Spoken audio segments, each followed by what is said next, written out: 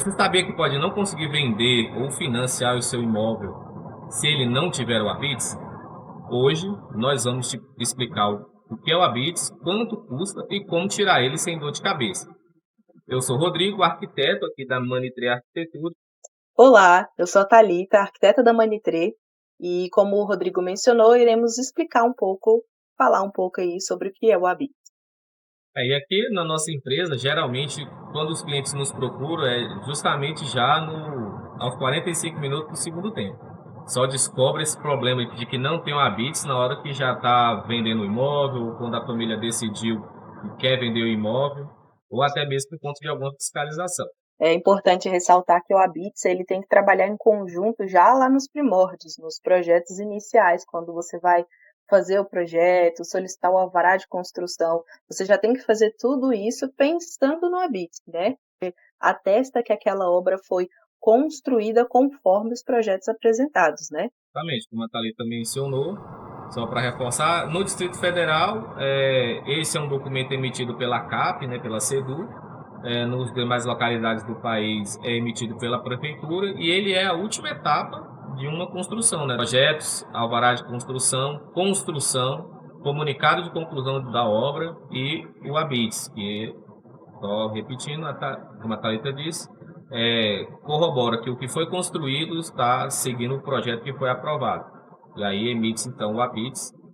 E uma coisa interessante que sem o Habits, o seu imóvel, lógico, ele existe fisicamente, mas ele não existe legalmente. Então esse documento ele é importante para finalizar todo esse conjunto de etapas para que seu imóvel ele exista legalmente, legalmente falando. E o que, assim, a gente vê como aqui no Brasil, né, o que mais acontece numa maioria é que as pessoas, como o Rodrigo mencionou, só retiram habits nos 45 do segundo tempo. Só quando precisa resolver alguma coisa no que tange a documentação, essa parte legal do imóvel, né? Então é como se o imóvel estivesse o tempo todo irregular, aí a pessoa às vezes quer refinanciar o imóvel, assim, né, vender o imóvel financiado por algum banco, ou ela quer fazer uma partilha de bens, né? Porque às vezes a casa é uma herança e tudo, quer fazer aquela divisão de bens, e aí eles percebem que não tem o habito. Só que aqui no Brasil, salvo engano, a gente até conversou sobre isso em um outro vídeo, né? A gente tem muito costume de fazer o famoso puxadinho, mexer aqui, mexer ali para ampliar a casa conforme a necessidade e a demanda do aumento da família. E isso impossibilita muitas vezes da retirada da carta BITS, porque de fato você vai estar mexendo no projeto original e aí depois de muitos anos você quer retirar essa carta BITS, só que o projeto original já está totalmente alterado e quando a gente vai tentar retirar a carta BITS, a gente encontra alguns percalços que Aí só voltando aqui um pouquinho atrás, muita gente acha que só prédio é que precisa de habites, mas isso é um conhecimento errôneo. Casas novas, os próprios prédios, reformas com ampliação, que a Thalita acabou de falar, regularização de imóveis antigos, que nem na época, por conta de ser muito antigo, não houve nenhum tipo de trâmite legal quanto a isso. Então, assim, todo imóvel, basicamente, ele precisa ter esse documento atestando ali a sua conclusão, né? E isso acontece muito, essa questão da reforma, porque muitas das vezes a pessoa até pagou um projeto, pagou a empresa para construir de acordo com o projeto, mas na linha do tempo, né, ao longo de 20, 30 anos, a pessoa fez o puxadinho, né, ampliou, alterou então a característica, né, do imóvel e precisa emitir o habite seguindo, né, toda essa reforma, toda essa ampliação, toda essa alteração que foi feita no projeto original, né? E aí onde muita gente nos procura também para resolver, né? Então a gente vai precisar atualizar o projeto, né? A gente vai fazer uma regularização edícula, né? Da edificação nessa parte. A gente atualiza o projeto e faz todo o trâmite legal para pedir o deferimento do habite daquela residência. e aí, como o Rodrigo mencionou aí, a gente tem que prestar um pouquinho de atenção, assim, no sentido, quando for fazer essa solicitação, de que pode ser deferido ou indeferido. Porque, por exemplo, ao longo desses anos, né, no caso a gente está falando de edificações que estão inadimplentes ali, digamos assim, estão irregulares, né? Porque ao longo desses anos, se você constrói sem uma orientação profissional de um arquiteto, um engenheiro, né, constrói sem muita norma, né? A palavra certa é essa. Você vai construir, não segue as normas que tem de construção, não segue código de obras, você pode cometer muitos erros. E quando a gente for tentar retirar a sua carta BITS, né, procurar esse deferimento dessa carta BITS, pode não dar certo. Para dar certo, às vezes você tem que mexer na estrutura da casa, colocar ela dentro dessas normas, para que assim a gente consiga passar pela vistoria e realmente conseguir o deferimento dessa conclusão, né, do certificado dessa conclusão da obra. Ainda que no vídeo, fica aí mais um pouquinho até o final, que a gente vai mostrar para vocês justamente um caso real, né, aqui da empresa, onde a gente está nesse processo de atualização de projetos, né, para dar andamento no processo junto à CAC, porque justamente ocorreu isso, né, essa alteração da construção, né, do projeto inicial, houve reformas ao longo do tempo. Mas aí tem aquela pergunta que muita gente entrou no vídeo aqui para saber quanto custa para a retirada do ABITS. E aí, praticamente como em toda a resposta, né, Thalita, que a gente dá para os nossos clientes, é que depende, gente. Não tem uma resposta, não tem uma taxa fixa, né? Porque cada caso, né, é um caso como a gente está falando aqui. Tem aquele cliente que nunca tirou, nem tem projeto, construiu a casa, mas nunca teve projeto, nunca teve alvará de construção. Vai ter aquele que fez o projeto, emitiu a alvará de construção, só não deu continuidade. Vai ter aquele que fez essas 2 primeiras etapas, mas que alterou a casa. Então, assim, e varia também de cidade para cidade, do Distrito Federal, já para cidades do entorno aqui do Distrito Federal no Goiás, em outros estados do Brasil. Cada estado vai ter sua taxa específica, né? E ainda tem outros pontos, né? Em alguns casos pode ser exigidos alguns laudos, né? Justamente para testar essa seguridade, né, no sistema estrutural, né? Que a edificação ela está estável, né, desse ponto de vista estrutural. Então, assim, realmente é muito variável. A gente não consegue quantificar aqui para vocês o preço. Uma coisa também que influencia no valor, né, nesse custo, é se a edificação ela é residencial, comercial, institucional, o tamanho da edificação em si, porque para fazer esse levantamento, né, da edificação existente, muitas vezes demanda-se muito mais tempo, é muito mais trabalho, então o tamanho vai influenciar, a altura vai influenciar até mesmo nessa questão das anuências dos órgãos, né, fiscalizadores, então tem a questão da cota de coroamento ali, que a gente tem que pedir uma anuência da Comaé, então, para ver se não está invadindo o espaço aéreo de fato, se aquela casa não está numa rota de tráfego, né, dos aviões e tudo. Então, é uma série de fatores que tem que ser analisado antes mesmo da gente dar a entrada na CAPES. Isso, exatamente. Então, basicamente, a gente já falou aqui um pouco, mas só para ficar mais claro, o passo a passo simples para ter o ABITS é esse: projeto aprovado, a execução ela tem que estar conforme o projeto. Em alguns casos podem haver vistorias, né, dos bombeiros, da própria prefeitura ou das concessionárias, como a Thalita estava falando. Ter essa documentação técnica, né, as RRTs, ARTs específicos, e aí, tá, Rodrigo, mas então o que eu faço? Eu preciso contratar um arquiteto em que momento? Me explica um pouco sobre isso, né?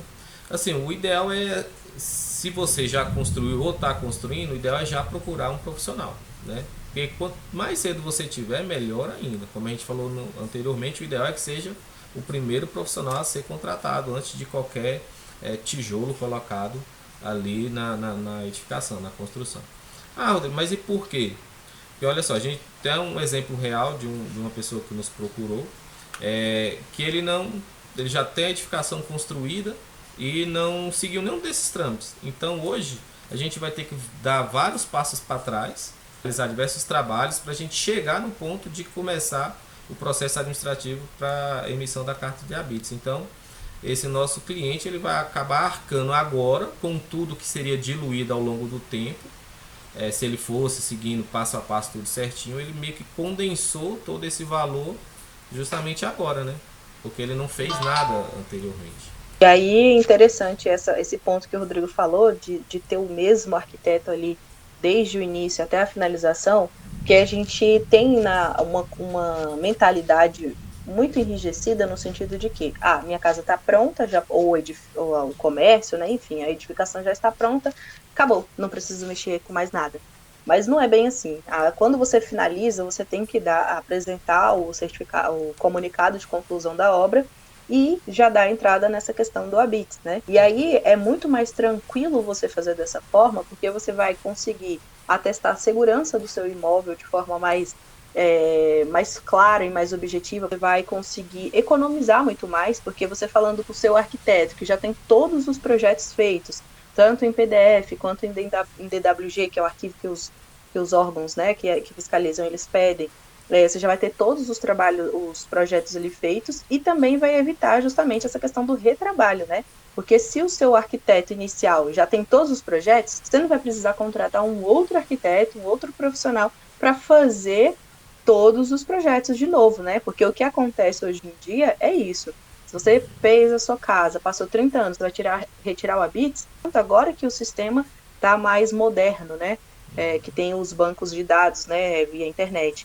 Então, de todo modo, a gente tem que fazer a chamada as-built, que é um projeto de compatibilização com aquilo que está existente hoje em dia na sua casa. Então, a gente tem que fazer, de fato, um projeto. Se você não tem o projeto atualizado, a gente vai ter que fazer um projeto novo, e isso já é um retrabalho, já é mais gasto, né? Então, se você quer economizar, o certo seria você já desde o início, desde o projeto inicial da sua casa, você finalizar a construção e retirar o Habits, tudo junto ali. Até porque na área comercial, principalmente, por exemplo, você tem um imóvel na área comercial, você construiu ali um tipo de comércio, mas sem uma orientação ou sem um conhecimento técnico específico, você pode ter construído um comércio que ele é proibido, digamos assim, de ser exercido ali naquele local.